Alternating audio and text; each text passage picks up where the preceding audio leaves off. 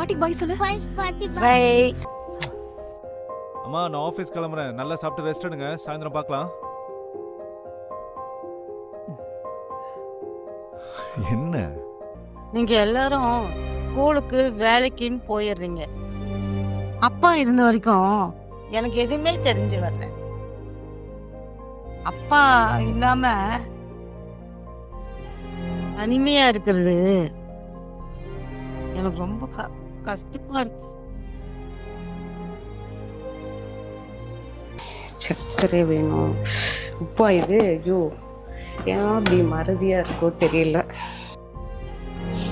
ஏன்பா கண்ணு கொஞ்சம் சரியில்லைப்பா, கொஞ்சம் ஆஸ்பத்திரி கூட்டு போறியாப்பா? இது எல்லாத்துக்கும் பெரும்பாலும் ஒரே காரணம்தான், முதுமையில வர தனிமை. இது வலியா, இது வேதனையா, இல்ல கற்பனையா தெரியாது. ஆனா இந்த முதியவர்கள் படுற சிரமமும், பெற்றோர்களை தனியா விட்டுட்டு வேலைக்கு போக வேண்டிய கட்டாயத்துல இருக்கிற பிள்ளைங்களோட இயலாமையோட வலியும் நம்ம தமிழ்நாடு முதலமைச்சருக்கு புரிஞ்சுது. முதியவர்களோட தவிப்புக்கு மருந்தா ஏம்மா ஏதாவது செஞ்சுக்கிட்டே இருக்கீங்க? உங்க உடம்பும் ரொம்ப முக்கியம்ல, எதுக்கு இவ்வளோ கஷ்டப்படுறீங்க? பிள்ளைகளோட ஏக்கத்திற்கு தீர்வா அன்பு சோலை.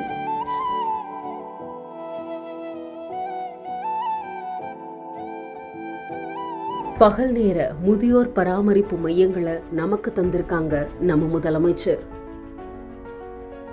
சோலைனா என்ன? மரங்கள் நிழலாடுற இடம், பறவைகள் பாடுற இடம், மனசு நிம்மதி கொள்ற இடம். அப்படி ஒரு சோலைய 60 வயசு கடந்த முதியவர்களுக்காக தமிழ்நாடு அரசு உருவாக்கி இருக்கு. முதியவர்கள் எளிதா அணுகக்கூடிய வகையில 13 மாவட்டங்கள்ல 25 அன்புச்சோலை மையங்கள் திறந்து வைக்கப்பட்டுள்ளது. கோயிலில் குழப்பங்களை வைத்தேன். உரையாடலாம். கோவில் கூடாரம் இருக்கக்கூடாது என்பதற்காக, கோயில் குடியவரின் கூடாரமா இருக்கக்கூடாது என்பதற்காக. உடற்பயிற்சி செய்யலாம், உள்ளம் மகிழலாம்.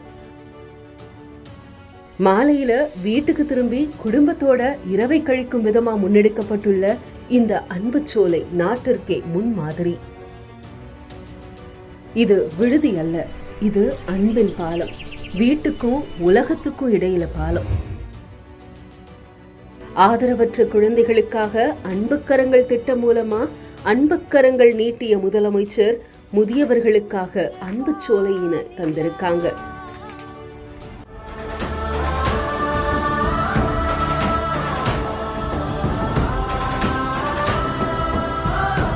யாராக இருக்கா உங்கள் வீட்டில்? யாரும் இல்லை சார். வீட்டில் பசங்க இருக்காங்களா? யாரும் இல்லை. சரி, இப்போ இது வந்ததுனால உங்களுக்கு என்ன வசதியாக இருக்கா? நிம்மதியாக இருக்கா? நல்லா இதாக இருக்கா? தெம்பாக இருக்கா? நல்லா இருக்கு. சரி.